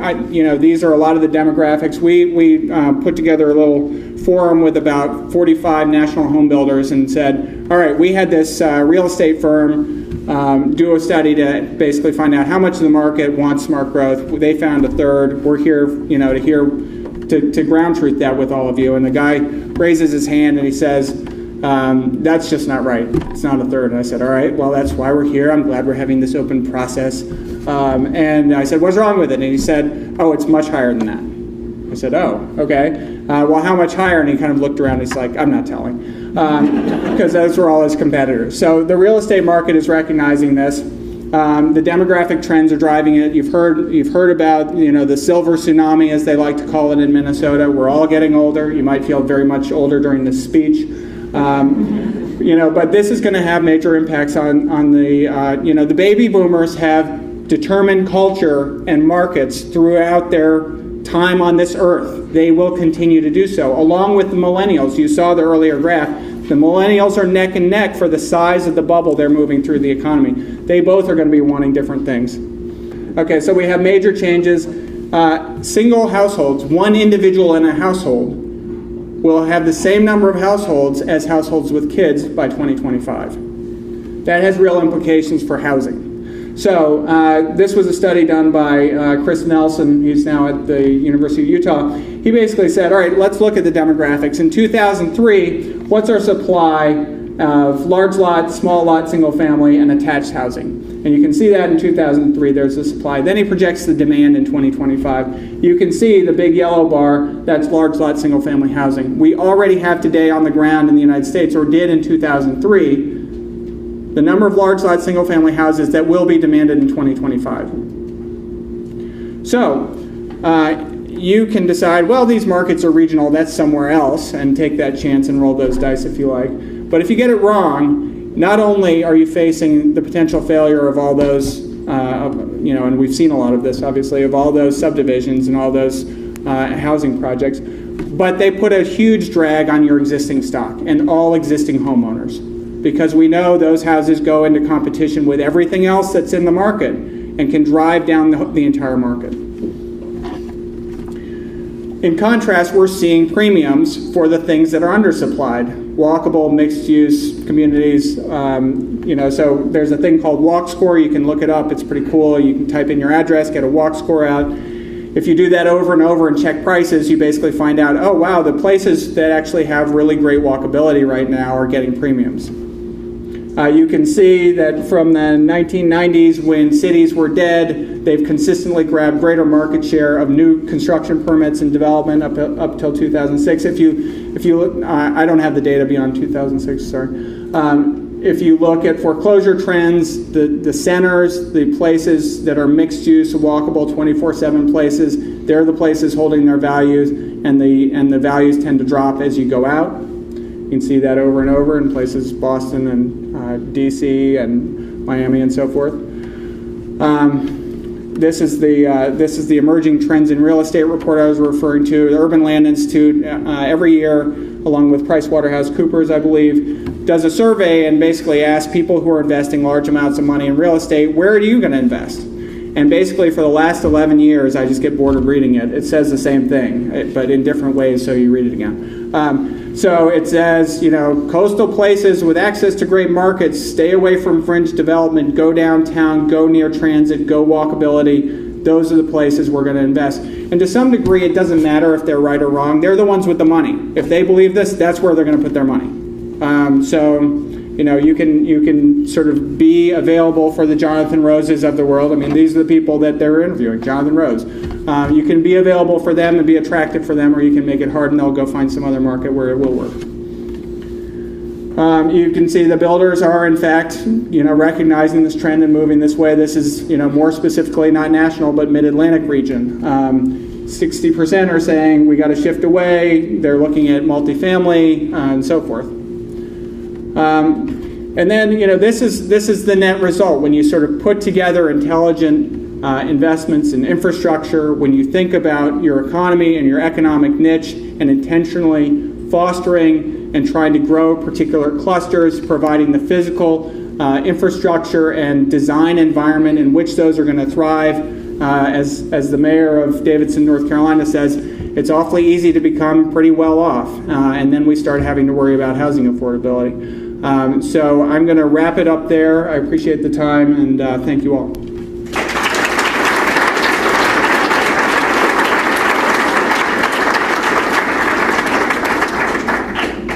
And I'd be happy to take questions, I believe. Go ahead. Okay, 5 minutes of questions. Someone ask a really long question. I'm going to ask a question that I believe some not far from me would ask, which is that in this area, once you leave the city of Binghamton, we're talking about rural issues in connection with smart growth, and the whole transportation issue looks a little bit different. Yeah. I'm wondering if you could talk a little bit about ways in which smart growth can look different. So I'm actually really concerned about rural areas, and this was certainly brought up earlier, but they are the places where in many cases people have driven to qualify. So they were at the edge of being able to afford whatever house they're in. Presumably they drove till it was cheap enough to get a house in some cases. And then, they're at the greatest mercy to gas price increases. I mean, you are absolutely locked in, and your choice is to not take the trip or to pay the money. But you have no alternatives besides that. And then when you add on and overlay the silver tsunami and the possibility for people really being stranded, it's a picture that certainly has economic implications, but I also think just very basic quality of life and questions that are really value-laden for us as a society about how we want people to be able to participate in communities, to be able to reach family and friends. We have Social Security because we made a statement as a nation about the kinds of quality of life we wanted our older Americans and mothers and fathers to have. I think that is potentially in jeopardy again. In Montana, they started a bus route basically connecting many small towns in highly rural parts of Montana, and there was sort of a big argument about whether that was a worthwhile investment, and I think they were projected to get maybe 200 riders in the first month, and they got 1,000 in the first week. There's often an assumption that when it comes to transportation, transit is entirely an urban issue. It's not actually. It has a rural manifestation, a rural component, and a rural application that can actually be a real lifeline. In major metro areas, you're talking about transit as an alternate means of dealing with congestion. In rural areas, it's a basic issue of access. It's a basic issue of can you get to your dialysis or not for some people? Because, it's not the problem isn't that the road isn't there in some cases. The problem is that you can't drive or you don't have a car. So with respect just to transportation, I think, that's what I would say. I think there are different kinds of transit. We have some problems at the federal level where you sort of have to be the right kind of disabled to access different kinds of transit. So we'll start a transit program for vets. We'll start one for Medicaid, and so forth. We need to bring those together and rationalize them and just say, look, people need to get around these areas. You don't have to be a particular category to be able to access this service, and it'll be more efficient and more cost-effective to deliver it that way. On the land use and development side, Matt showed the picture of small town. New York has a great history of very small places coming together and developing and growing up in very smart growth patterns. And I do think it's really the sort of New York, New England small town that's the model for a lot of this. And in some ways, that's what, in fact, we seek to emulate in places like Washington, D.C. I don't live the entire District of Columbia metro area. I live in a very small town in D.C. It's encompassed by my neighborhood, my 20-minute walk to work, the grocery stores that are right around it, and in some ways, the smarter growth it gets, the smaller my town gets. I would wager you don't venture beyond 7 blocks outside of your 374 square feet for the most part. So that in fact is the model. It's the rural towns that are the model. And Matt put his finger on it when he said, the economic reason for being has to, we have to figure that out. And I think we've done a terrible job with rural economic development. I mean, to me, that is essentially amounted to how can we suburbanize it or urbanize it. And what we need is to honor and recognize the fact that there are rural economies and they need investment, but it would be a totally different kind of investment if you were actually trying to help the rural economy rather than trying to transition it to a suburban or urban one. And that the idea of just get more stuff as an economic development strategy is bankrupt. The first rule of holes is stop digging. So I think we have to recognize that there are some things that don't help. There is some development that does not help you. And I tried to illustrate that fact that if it is actually detracting from the existing places and either reducing housing values for the region as a whole or shifting retail around the region without actually, if it's just shifting activity around the region rather than actually building activity, that's just a waste. So the first thing I would say is make sure you stop that. The second thing is that governments often react to proposals. And the position you really want to be in is you want to be leading, you want to be sending a really clear signal to the private sector about what you want as a community, what you want as a place, and making the investments that send that signal. Because the private sector lives and breathes off of leveraging public sector investment. It's the public sector investment that creates the initial value proposition that the private sector, at least in development, follows along. So if you can create that and send clear signals with where and how you're investing your public investment, that can make a big difference. I would, if I were you all, I would be taking a serious look at the university and trying to understand, what is it that those kids are interested in. Raleigh's sort of fresh in my mind because I was with the director of economic development from Raleigh yesterday. They have a whole video gaming cluster. We've got like 20 firms that do nothing but develop video games.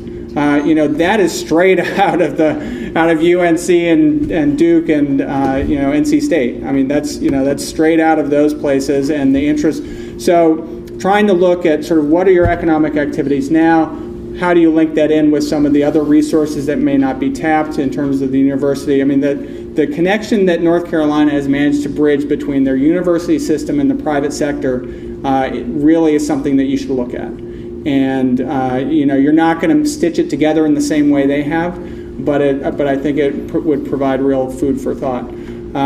So intelligent use of the things you do control, making sure that you don't go after everything and anything because they're not all created equal. Looking at the assets that you do have, and then figuring out a way. I mean, I got to say, I didn't realize I was a 50-minute flight from Binghamton in D.C. It's a beautiful place. If there were sort of activities that that I couldn't get, which I'm sure there are, from DC, I think it has potential as a tourist place. So thinking about, and I was just in Spain. We took an agricultural tour, and that was just because someone had set up a thing to take tours. And so, just thinking about, in some ways, looking at it from an outsider's perspective and asking yourself, what's unique and special and interesting here? How do we celebrate it? How do we celebrate it in a way that's great for the people who are here? Because if a place is great for people who are there, other people want to come and check it out. I mean, that's the bottom line. So in some ways, the best thing you could ever do if you were after a tourist industry would be make this a great place in and of itself.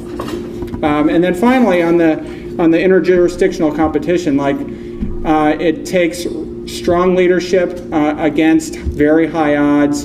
But if you fight amongst yourselves, you're going to lose. I think you have to ask yourself, how is that working? Do we like what we're getting now? And is more of the same likely to come up with a different outcome? And if you don't like what you're getting now, someone had better do something different, because doing the same thing, everybody knows this, doing the same thing over and over, expecting a different outcome is the definition of insanity. It's not easily solved, but the places that are getting their act together and working regionally and understanding, I'm in a global competition here. I mean, the game has changed, and I can't afford these petty arguments about moving one business half a block to get beyond some artificial line that only, determines tax base. you're going to be left behind. Sir, Lois Andrasik with the Greater Binghamton Association of Realtors. We have a transportation problem on Strat Mill Road, about a quarter of a mile from the corner of Colesville and Strat Mill. There's housing for the elderly and a certain income level, but they have no way of getting to doctor's appointments or getting into town. However, a bus goes to the Kirkwood Industrial Park, turns right, where it could turn left onto Strat Mill Road and pick up, I was talking to a couple of women, they said they have a tough time getting in for doctor's appointments. And I thought, wouldn't it be nice if maybe once a week the bus went there and took the women to the Oakdale Mall and let them walk or shop for a couple of hours and then take them back, because I have seen the bus travel empty. And yet they feel they're strapped. They love the area, they love where they're at, but they can't get into town. Yeah, I mean, obviously it's hard for me to, you know a lot more about the local situation than I do, but I think it's fair to say that, the transit systems I'm familiar with, are often are not perfect and can be looked at for, better ways to do things. Fundamentally, what we'd really like to get to is thinking about that ahead of time, where are seniors going to live in a way that they can be independent, because it's nice to go to the mall once a week, but if they're like anybody here, we like to get out more than once a week, and we like to go multiple places, and we like to do it on not at the mercy of a bus schedule determined by someone who's not me, and so the idea that we would create housing without thinking about who's going to live there and what they're going to need, particularly when cars aren't going to be an option for everyone at all stages, in their living there, is a problem. And I think, I would really hope to try to even start earlier. I mean, you've got the situation you have now, and you have to find a way to address it. But it's really fundamentally a land use problem to start with, and a development problem. I actually wanted to just make a comment about the first question that was asked, and I think in central New York, people aren't necessarily driving to qualify, right? We live in rural communities because we're making a choice. But in response to the issue that you just raised, I think that the answer has to do with the clustering of amenities and walkability. And I'm wondering, in terms of transportation investments in the rural context, can we think about slowing traffic on the main streets? Can we think about creating more walkable communities, having more money for sidewalks and things like that? I think that's part of the answer, because you need places, you need to be able to walk, and then you need places to walk to. And so it would be great if those rural issues were a part of the national debate, and they are to some degree, but I think that the major metropolitan areas and the significant congestion and issues and sprawl that you have to deal with there sort of overpower some of these really basic things. And I think it's relatively simple.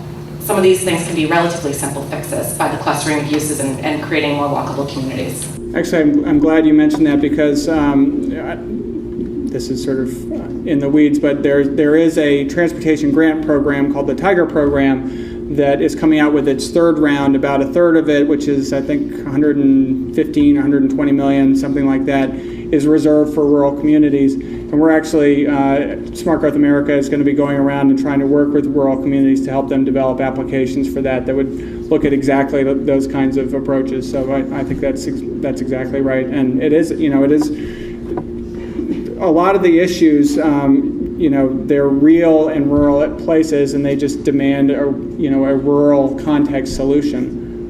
But the solutions are there to be had. So thank you all very much.